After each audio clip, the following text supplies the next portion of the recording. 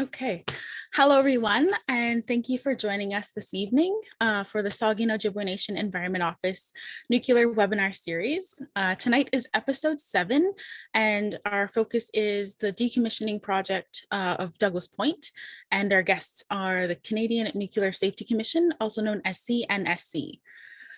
So welcome to today. My name is April and I'm the Community Engagement Manager with the Saugeen Ojibwe Nation Environment Office. And tonight we're just having our bi-weekly webinar. So if this is your first time joining us, welcome and thank you. We've been hosting these sessions every other Wednesday for the past few weeks, and we're just bringing in different experts to talk about the nuclear field in the territory and to help educate you and to learn more about that. So now, without further ado, I'd like to introduce my guest speakers. We have Candida Chianchi, we have Zoe Rayom, and Kevin Ross. So thank you for joining us tonight. And I'll let you get your presentation started. Thank you so much, April Miigwech. So we're just going to wait for the screen to pop up before we start. As Zoe is bringing up the presentation, I just really wanted to thank you for those of you that are attending and for those of you that are going to watch the webinar. We just wanted to say hello to you, members of the Saugeen Ojibwe Nation. And before we begin the presentation, we also wanted to take the opportunity to open with a land acknowledgement. So the CNSC acknowledges that our main office is located in Ottawa, and that land is on the unceded, unsurrendered territory of the Anishinaabe Algonquin Nation, whose presence here reaches back time immemorial. We also want to acknowledge that the Douglas Point Waste Facility is located in the territory of the Anishinaabe Nation, the people of the three fires known as Ojibwe, Odawa, and Potawatomi nations. We further give thanks to the Chippewas of Saugeen and the Chippewas of Nawash, known collectively as the Saugeen Ojibwe Nation, as the traditional keepers of this land.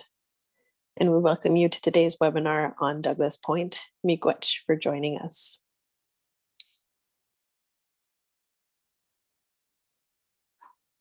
So on the next slide, we're just going to take the opportunity to present the speakers of this webinar. My name is Candida Chianchi. I'm the director of the Canadian Nuclear Laboratories Regulatory Program Division at the CNSC. And I'm joined today by Kevin Ross and Zoe Rayom, who are project officers in this division. Throughout the course of this webinar tonight, we're going to go over who we are at the CNSC and how we regulate, then go over the history of Douglas Point, describe the decommissioning plan at Douglas Point, and discuss opportunities for your involvement.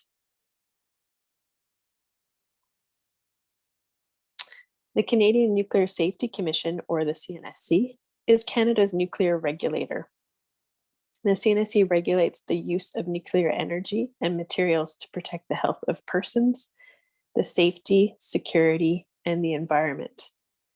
It also regulates to implement Canada's international commitments on the peaceful use of nuclear energy and to disseminate objective scientific, technical, and regulatory information to Canadians. Since 1946, the nuclear industry in Canada has operated safely, due in large part to the CNSC's diligent regulatory oversight.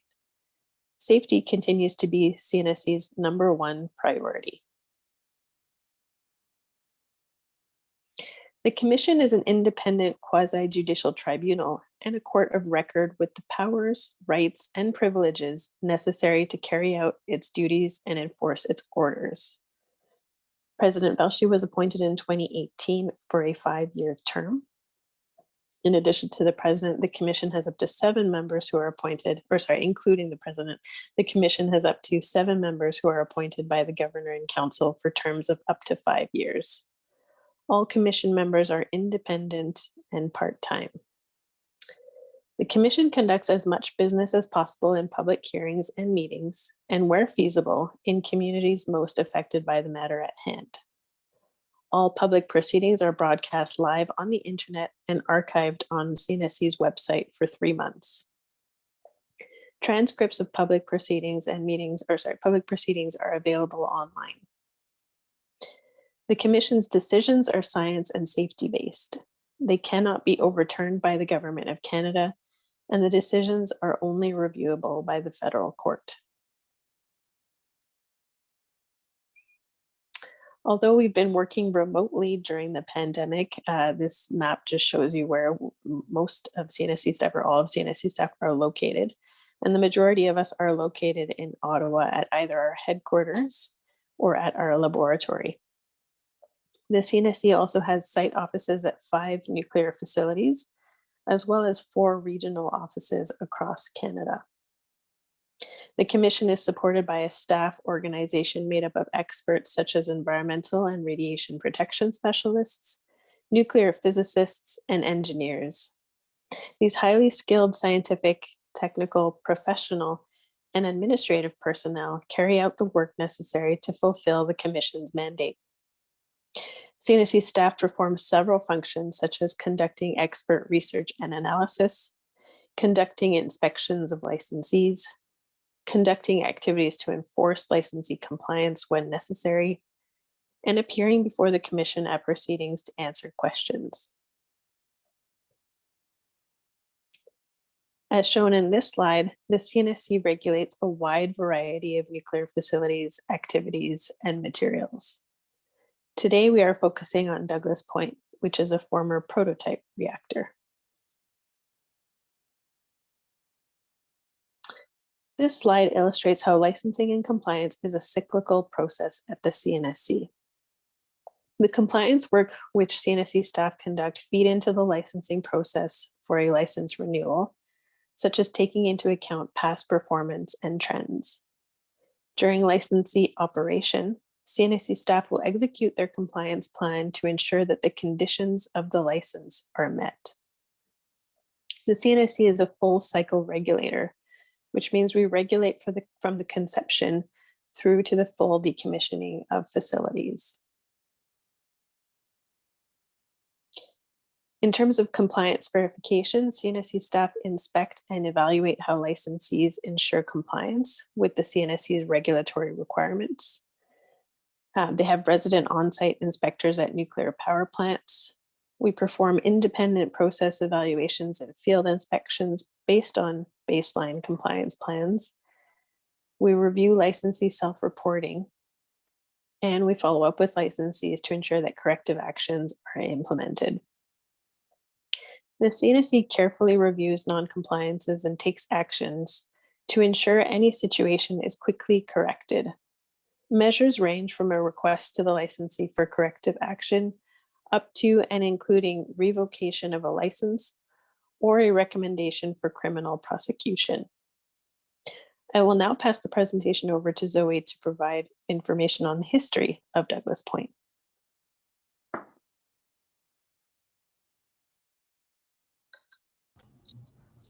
Thank you very much, Candida. Douglas Point Nuclear Generating Station was Canada's first full-scale nuclear power reactor and the second CANDU pressurized heavy water reactor. This reactor was a joint initiative between Atomic Energy of Canada Limited and Ontario Hydro. The Douglas Point is located in Treverton on the Bruce Power nuclear site on the east shore of Lake. Excuse me, I'm sorry. My apologies for that. On the east shore of Lake Huron in the province of Ontario, Douglas Point is currently owned by Atomic Energy Canada and operated by Canadian Nuclear Laboratories. The reactor was operated for 6 years by Ontario Hydro, now called Ontario Power Generation. In 1984, a decision was taken to discontinue operations as the reactor had achieved its prototype objectives and its 200 megawatt capacity was not significant compared to electricity generated by other reactors. Since the shutdown, the facility has continued to be under CNSC license and subjected to CNSC oversight. We'll now start talking about the decommissioning of Douglas Point.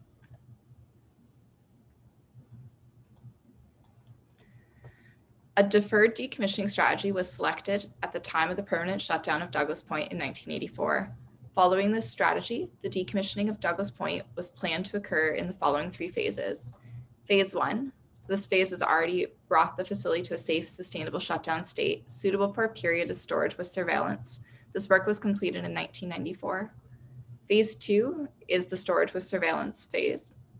And phase 3 is the active decommissioning phase, where the facility will be decontaminated, dismantled, and disposed of, and the site will be restored to make the property available for alternative use. Phase 2 and phase 3 will be described in further detail in the next slides. Storage with surveillance allows for the upkeep of the facility and the reduction of hazards. The reactor fuel was moved to the fuel bay in 1984 and into dry storage in 1987. More recently, CNL removed several buildings under storage with surveillance, such as the guardhouse, plate shop, machine shop, and tool crib.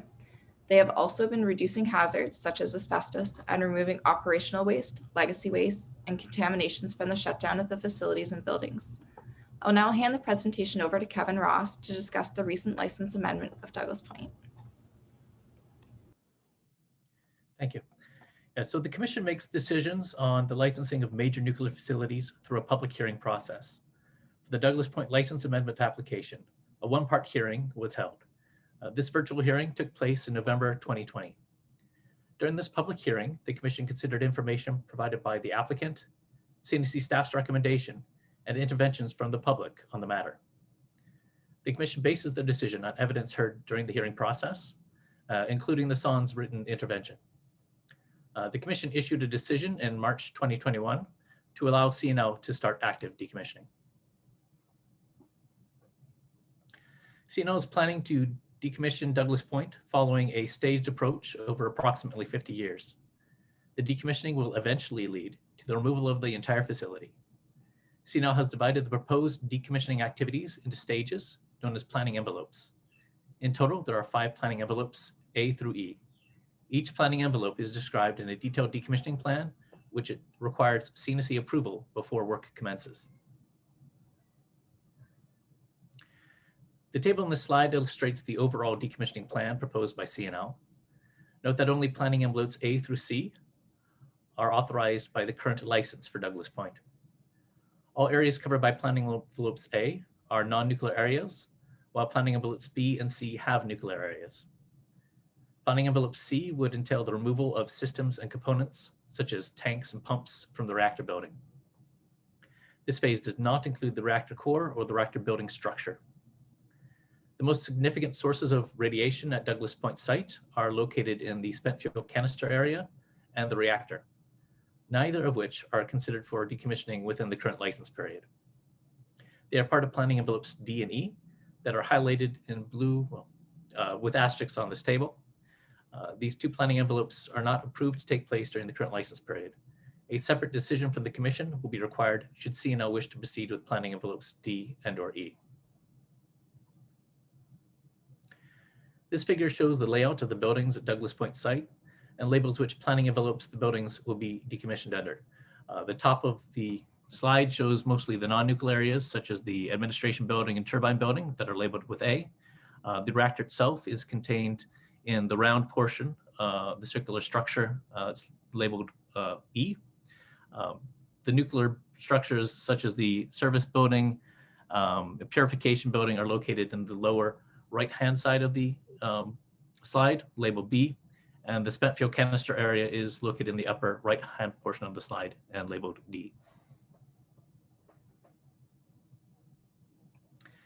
As part of the license amendment application, CNL provided a program overview detailed decommissioning plan. This is volume 1 of the DDP. This volume is not associated with a specific planning envelope. Rather, it provides an overview of the proposed decommissioning programs and strategy. It contains details regarding the support programs that will be in effect as the site is being decommissioned. It also describes individual facilities and their decommissioning approach, schedules, costs and funding, and proposed monitoring and surveillance. Each planning envelope will be covered by a separate volume of the DDP. Each DDP must be reviewed and accepted by the CNSC before decommissioning activities under that planning envelope can begin. The DDP for decommissioning of the non-nuclear areas has already been submitted, reviewed, and accepted by CNSC staff. CNSC staff reviews detailed decommissioning plans against CNSC Regulatory Guide G219, Decommissioning Planning for Licensed Activities, and CSA 294-14, Decommissioning of Facilities Containing Nuclear Substances. CNSC staff ensure that licensees have adequate programs in place and that the DTPs contain mandatory information, including, but not limited to, a description of the decommissioning activity, comprehensive and systematic survey results of radiological and other potential hazardous conditions, waste management plans, an assessment of environmental effects, decommissioning schedule, cost estimates, financial guarantee arrangements, and any public consultation undertaken in the preparation of the plan, including a summary of issues raised and how they were considered and dispositioned.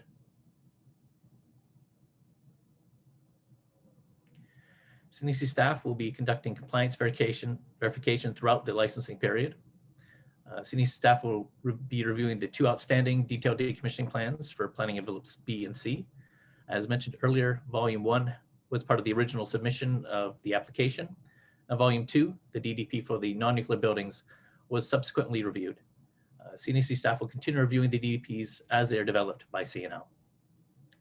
CNL is required to provide annual reports, which are reviewed by CNSC staff. These annual reports contribute to the regulatory oversight report, which is presented at a public meeting in front of the Commission. CNSC inspectors will also be on site annually inspecting Douglas Point. CNSC staff also continue to conduct independent environmental monitoring around the Bruce site. A campaign was most recently completed in 2019, and the results are publicly available. CNL has a suite of programs to support their decommissioning activities. We're going to focus in on 2 of them today, the waste management program and the transportation program. CNSC staff have reviewed the waste management program and found that CNL's waste program meets the expectations of the standards. So CNL's waste management program covers the characterization, segregation, and minimization of waste. It considers the conventional hazardous and radioactive wastes that are going to be generated, and incorporates the principles of a waste hierarchy, the concept of reduce, reuse, and recycle. CNL has processes and procedures in place to do these activities, such as the characterization, the segregation, and minimization of waste. And CNSC staff confirm through the review of DDPs that adequate characterization takes place in advance of decommissioning activities. As a side note, these CSA standards are available. The CNSC provides access to relevant CSA standards to all interested parties. Details on how to access them can be found on the CNSC website.